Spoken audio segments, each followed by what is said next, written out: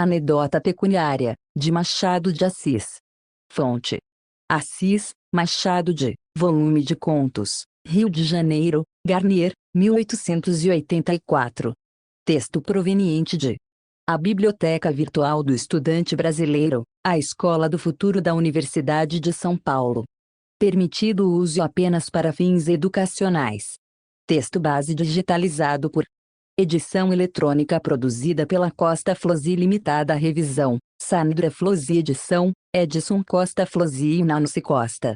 Este material pode ser redistribuído livremente, desde que não seja alterado, e que as informações acima sejam mantidas. Para maiores informações, escreva para bibvirt@futurouspbr.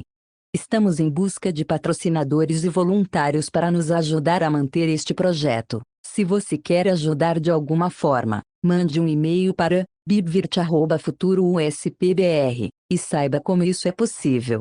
Anedota pecuniária. Chama-se Falcão o meu homem. Naquele dia, 14 de abril de 1870, quem lhe entrasse em casa, às 10 horas da noite, vê-lo ia passear na sala, em mangas de camisa, calça preta e gravata branca, resmungando, gesticulando, suspirando, evidentemente aflito. Às vezes, sentava-se, outras, encostava-se à janela, olhando para a praia, que era da Gamboa, mas, em qualquer lugar ou atitude, demorava-se pouco tempo. Fiz mal, dizia ele, muito mal. Tão minha amiga que ela era, tão amorosa, ia chorando, coitadinha. Fiz mal, muito mal, ao menos, que seja feliz. Se eu disser que este homem vendeu uma sobrinha, não me hão de crer. Se descer a definir o preço, 10 contos de réis, voltar-me-ão as costas com desprezo e indignação. Entretanto, basta ver este olhar felino, estes dois beiços, mestres de cálculo, que, ainda fechados, parecem estar contando alguma coisa, para adivinhar logo que a feição capital do nosso homem é a voracidade do lucro. Entendamo-nos, ele faz arte pela arte, não ama o dinheiro pelo que ele pode dar, mas pelo que é em si mesmo. Ninguém lhe vá falar dos regalos da vida. Não tem cama fofa, nem mesa fina, nem carruagem, nem comenda. Não se ganha dinheiro para esbanjá-lo, dizia ele. Vive de migalhas, tudo o que amontoa é para contemplação. Vai muitas vezes a burra, que está na alcova de dormir, com o único fim de fartar os olhos nos rolos de ouro e maços de título. Outras vezes, por um requinte de erotismo pecuniário, contempla-os só de memória. Neste particular, tudo o que eu pudesse dizer, ficaria abaixo de uma palavra dele mesmo, em 1857. Já então milionário, ou quase, encontrou na rua 2 meninos, seus conhecidos, que lhe perguntaram se uma nota de 5.000 réis, que lhes dera um tio, era verdadeira. Corriam algumas notas falsas, e os pequenos lembraram-se disso em caminho. Falcão ia com um amigo, pegou um trêmulo na nota, examinou-a bem, virou-a, revirou-a. É falsa? Perguntou com impaciência um dos meninos. Não, é verdadeira. Dê cá, disseram ambos.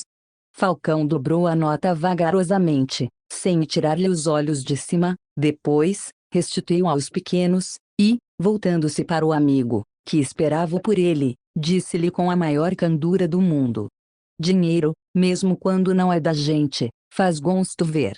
Era assim que ele amava o dinheiro, até a contemplação desinteressada. Que outro motivo podia levá-lo a parar, diante das vitrinas dos cambistas, 5, 10, 15 minutos, lambendo com os olhos os montes de libras e francos, tão arrumadinhos e amarelos? O mesmo sobressalto com que pegou na nota de 5.000 réis, era um rasgo sutil, era o terror da nota falsa. Nada aborrecia tanto, como os moedeiros falsos, não por serem criminosos, mas prejudiciais, por desmoralizarem o dinheiro bom.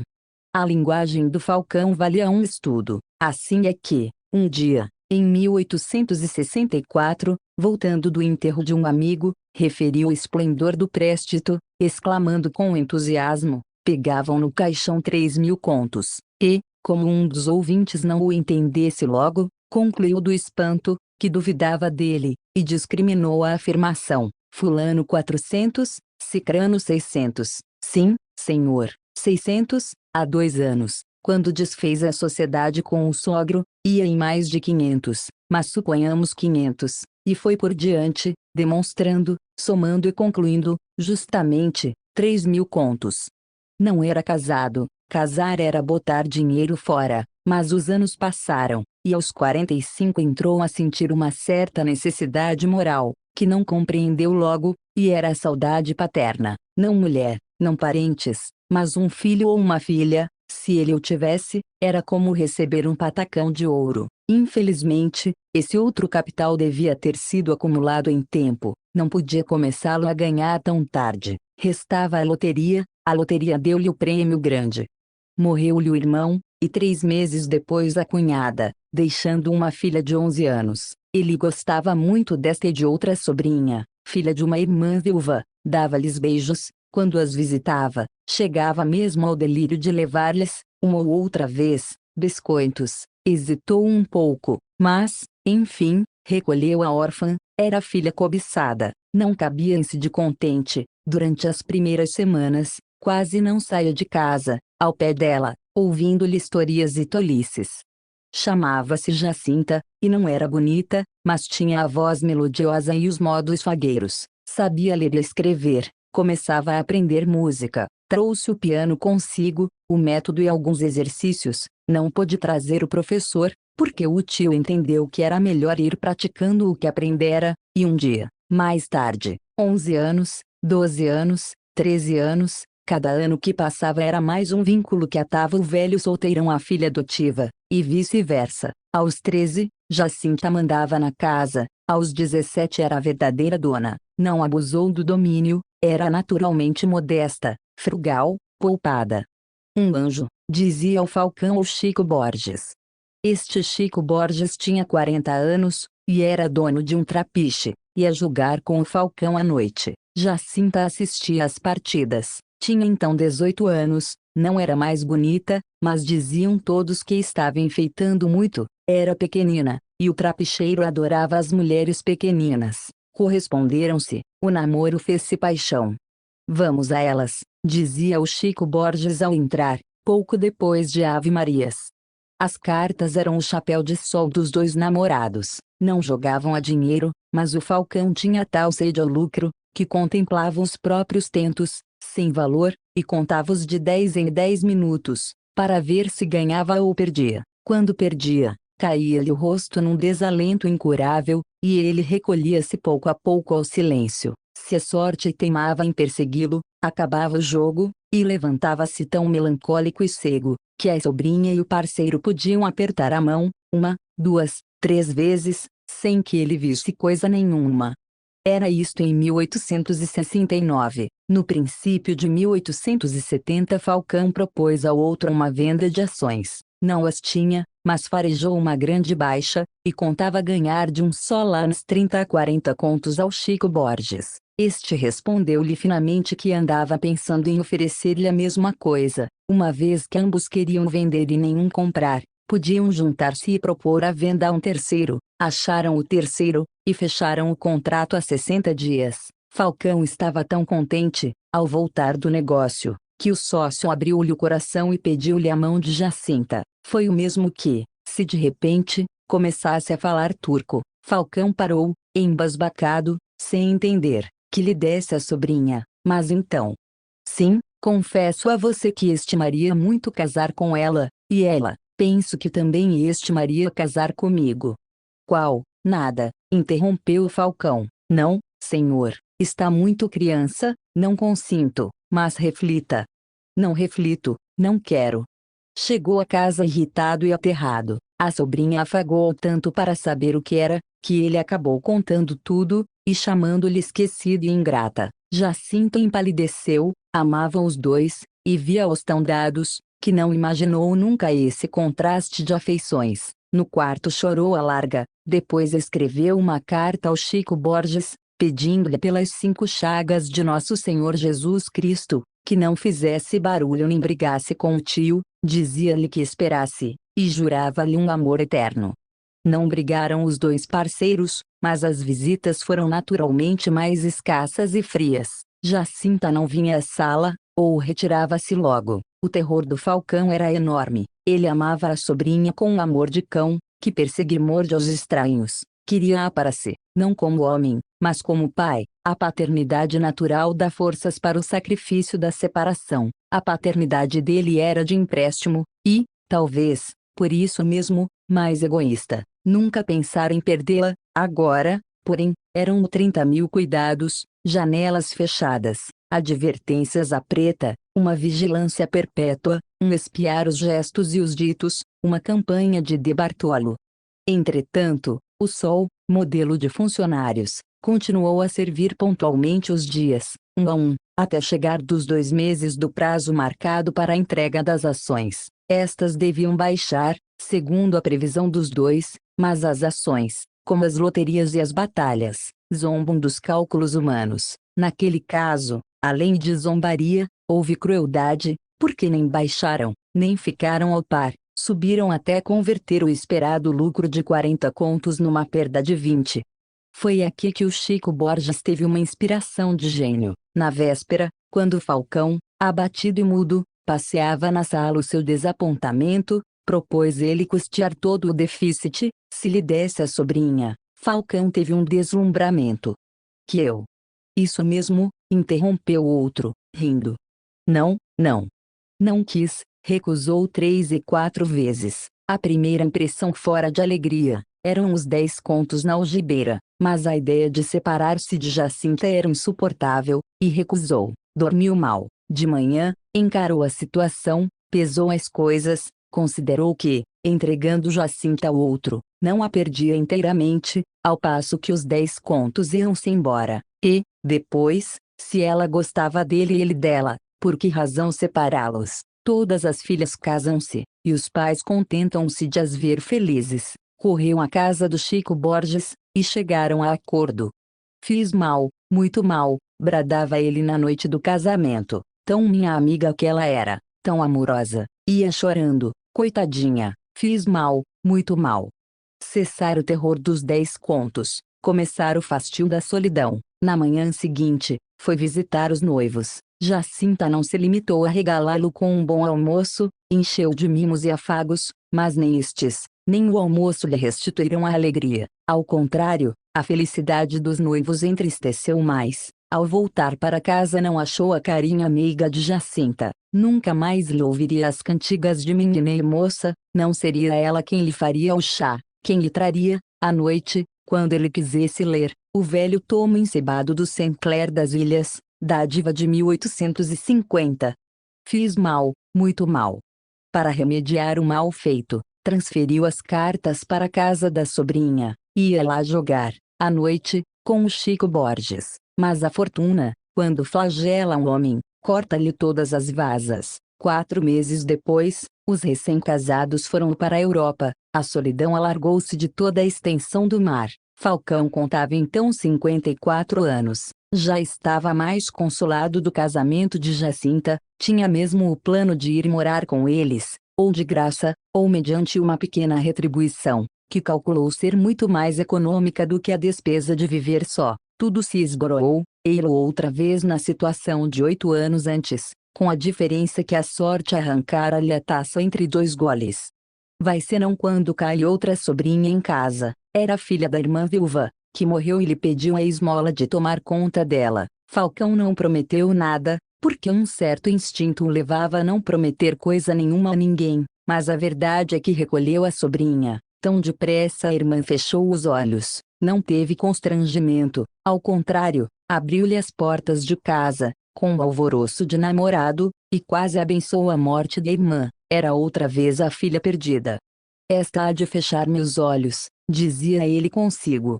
Não era fácil. Virgínia tinha 18 anos, feições lindas e originais, era grande e vistosa. Para evitar que lhe levassem, Falcão começou por onde acabara da primeira vez, janelas cerradas, advertências à preta, raros passeios, só com ele de olhos baixos. Virgínia não se mostrou enfadada. Nunca fui janeleira, dizia ela, e acho muito feio que uma moça viva com o sentido na rua. Outra cautela do Falcão foi não trazer para casa senão parceiros de 50 anos para cima ou casados. Enfim, não cuidou mais da baixa das ações, E tudo isso era desnecessário, porque a sobrinha não cuidava realmente senão dele e da casa. Às vezes, como a vista do tio começava a diminuir muito, lia-lhe ela mesma alguma página do Sinclair das Ilhas. Para suprir os parceiros, quando eles faltavam, aprendeu a jogar cartas, e, entendendo que o tio gostava de ganhar, deixava-se sempre perder. Ia mais longe, quando perdia muito, fingia-se zangada ou triste, com o único fim de dar ao tio um acréscimo de prazer. Ele ria então à larga, mofava dela, achava-lhe o nariz comprido, pedia um lenço para enxugar-lhe as lágrimas, mas não deixava de contar os seus tentos de 10 em 10 minutos, e se algum caía no chão, eram grãos de milho, descia a vela para apanhá-lo. No fim de 3 meses, Falcão adoeceu. A moléstia não foi grave nem longa, mas o terror da morte apoderou-se-lhe do espírito, e foi então que se pôde ver toda a afeição que ele tinha à moça. Cada visita que se lhe chegava, era recebida com rispidez, ou pelo menos com sequidão. Os mais íntimos padeciam mais, porque ele dizia-lhes brutalmente que ainda não era cadáver, que a carniça ainda estava viva, que os urubus enganavam-se de cheiro, etc. Mas nunca Virgínia achou nele um só instante de mau humor. Falcão obedecia-lhe em tudo, com uma passividade de criança, e, quando ria, é porque ela fazia rir. Vamos, tome o remédio, deixe-se disso, vosmecê agora é meu filho. Falcão sorria e bebia a droga. Ela sentava-se ao pé da cama, contando-lhe histórias, espiava o relógio para dar-lhe os caldos ou a galinha, lia-lhe o sempiterno Sinclair. Veio a convalescença. Falcão saiu a alguns passeios, acompanhado de Virginia. A prudência com que esta, dando-lhe o braço, ia mirando as pedras da rua, com medo de encarar os olhos de algum homem, encantava o Falcão. Esta há de fechar-me os olhos, repetia ele consigo mesmo. Um dia, chegou a pensá-lo em voz alta: não é verdade que você me há de fechar os olhos? Não diga tolices. Conquanto estivesse na rua, ele parou, apertou-lhe muito as mãos, agradecido, não achando o que dizer. Se tivesse a faculdade de chorar, ficaria provavelmente com os olhos úmidos. Chegando a casa, Virgínia correu ao quarto para reler uma carta que lhe entregara na véspera uma de Bernarda, amiga de sua mãe. Era datada de New York, e trazia por única assinatura este nome: Reginaldo. Um dos trechos dizia assim: vou daqui no paquete de 25. Espera-me sem falta. Não sei ainda se irei ver-te logo ou não. Teu tio deve lembrar-se de mim. Viu-me em casa de meu tio Chico Borges, no dia do casamento de tua prima. 40 dias depois, desembarcava este Reginaldo, vindo de New York, com 30 anos feitos e $300.000 ganhos. 24 horas depois visitou o Falcão, que o recebeu apenas com polidez. Mas o Reginaldo era fino e prático, atinou com a principal corda do homem, e vibrou-a, contou-lhe os prodígios de negócio nos Estados Unidos, as hordas de moedas que corriam de um a outro dos 2 oceanos. Falcão ouvia deslumbrado, e pedia mais. Então o outro fez-lhe uma extensa computação das companhias e bancos, ações, saldos de orçamento público, riquezas particulares, Receita Municipal de New York, descreveu-lhe os grandes palácios do comércio. Realmente, é um grande país, dizia o Falcão, de quando em quando, e depois de 3 minutos de reflexão: mas, pelo que o senhor conta, só há ouro. Ouro só, não, há muita prata e papel, mas ali papel e ouro são a mesma coisa, e moedas de outras nações. Hei de mostrar-lhe uma coleção que trago. Olhe, para ver o que é aquilo basta pôr os olhos em mim. Fui para lá pobre, com 23 anos, no fim de 7 anos, trago 600 contos. Falcão estremeceu. Eu, com a sua idade, confessou ele, mal chegaria a 100.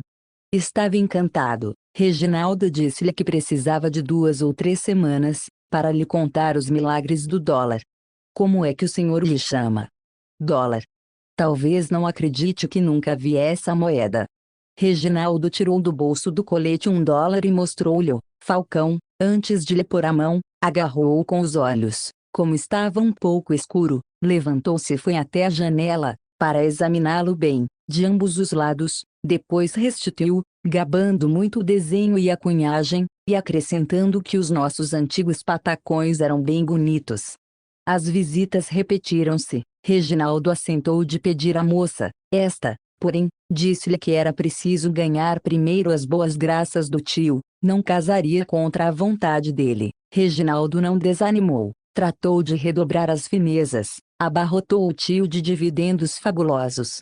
A propósito, o senhor nunca me mostrou a sua coleção de moedas, disse-lhe um dia ao Falcão. Vá amanhã à minha casa. Falcão foi. Reginaldo mostrou-lhe a coleção metida num móvel envidraçado por todos os lados. A surpresa de Falcão foi extraordinária. Esperava uma caixinha com um exemplar de cada moeda, e achou montes de ouro, de prata, de bronze e de cobre. Falcão mirou-as primeiro de um olhar universal e coletivo, depois, começou a fichá-las especificadamente. Só conheceu as libras, os dólares e os francos, mas o Reginaldo nomeou-as todas: florins, coroas, rublos, dracmas, piastras, pesos, rúpias, toda a numismática do trabalho, concluiu ele poeticamente. Mas que paciência a sua para juntar tudo isto, disse ele. Não fui eu que a juntei, replicou o Reginaldo, a coleção pertencia ao espólio de um sujeito de Filadélfia, custou-me uma bagatela, $5.000. Na verdade, valia mais. Falcão saiu dali com a coleção na alma, falou dela à sobrinha, e, imaginariamente, desarrumou e tornou a arrumar as moedas, como um amante desgrinha a amante para tocá-la outra vez. De noite sonhou que era um florim, que um jogador deitava à mesa do Lansquenet, e que ele trazia consigo para a algibeira do jogador mais de 200 florins. De manhã, para consolar-se, foi contemplar as próprias moedas que tinha na burra, mas não se consolou nada. O melhor dos bens é o que se não possui. Dali a dias, estando em casa, na sala, pareceu-lhe ver uma moeda no chão. Inclinou-se a apanhá-la. Não era moeda, era uma simples carta. Abriu a carta distraidamente e leu-a espantado. Era de Reginaldo a Virgínia. Basta, interrompe-me o leitor, adivinha o resto. Virgínia casou com o Reginaldo, as moedas passaram às mãos do Falcão, e eram falsas. Não, senhor, eram verdadeiras. Era mais moral que, para castigo do nosso homem, fossem falsas, mas, ai de mim, eu não sou Sêneca, não passo de um suetônio que contaria 10 vezes a morte de César, se ele ressuscitasse 10 vezes, pois não tornaria a vida, senão para tornar ao império.